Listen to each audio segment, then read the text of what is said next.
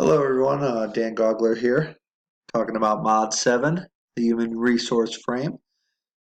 Just kind of going over the overview of the video. The Human Resource Frame is really an organizational system set up to meet the needs of other humans.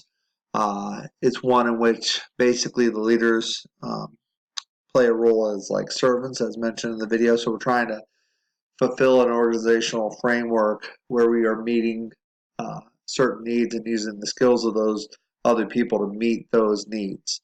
Um, so when you look at my human resource frame here, I've got it set up a little bit different than what maybe some of you guys do, and not trying to basically copy after Dr. Adams, notes in there. But I also agreed that students are at the very, very top and the core of this whole framework.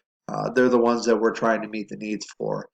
We have a saying at our school district when we basically make policy, or when we're trying to make curriculum, or when we're trying to change anything, and we kind of our saying that we kind of go over is what's best for students, because they're the center point. They're where everybody has to focus on, because otherwise, what are we doing there? What are we doing in the district? What are we working for?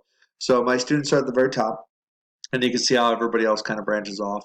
Um, the second tier I have on there under the students is teachers and parents. And the reason I picked this is really because the people that have, in my eyes, in this chart, the most influence on the kids, the most face time with them, the most guidance, the most direction with them are the teachers and the parents.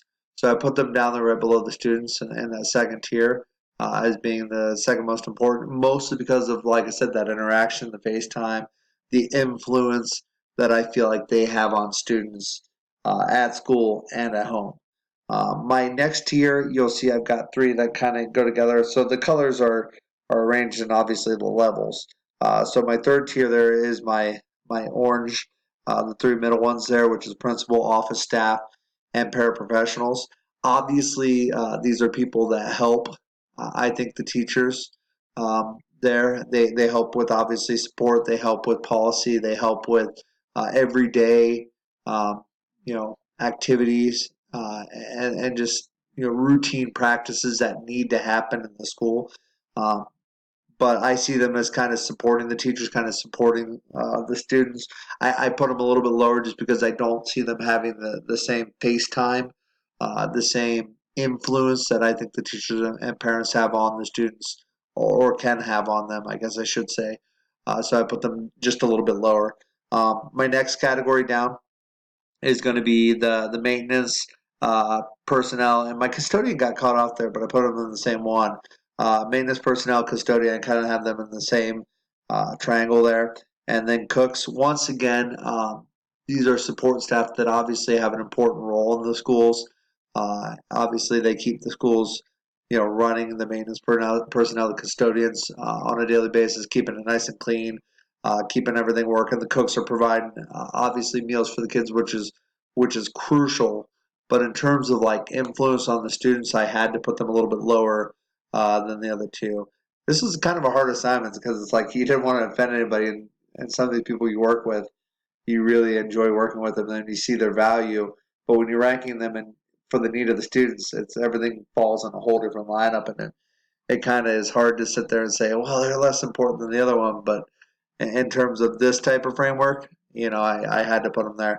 My last tier, which goes out to the side and then all the way to the bottom, is my alumni and my community. I feel like they obviously play a role in once again, kind of the vision of the school, or they can. They can play a vital role in coming in and obviously supporting the school, which is going to support the students.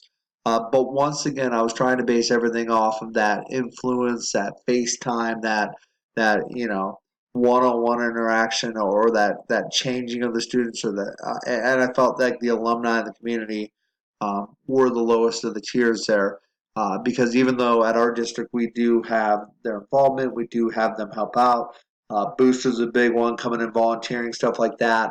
Like I said, being a part of the vision, especially in terms of the community, coming in on board meetings, that plays a factor. But in terms of the other ones, I didn't feel like it played the same factor as the 3 tiers that were above them. So I put them on the same category there at the very, very bottom. So once again, it was an interesting assignment, really tough one to kind of go through. Obviously, we all kind of want to put all these people as equal, and when we're in there, we're all trying to work together, but ultimately we're all trying to work for that student. So, it's a neat one to kind of go back and say, well, the students are most important. Let's build off of their needs from there. So once again, that's my human resource frame. It's been a real joy being with you guys in class, learning from you guys, and hopefully the rest of you guys' master's program is a good one for you. Thanks, guys.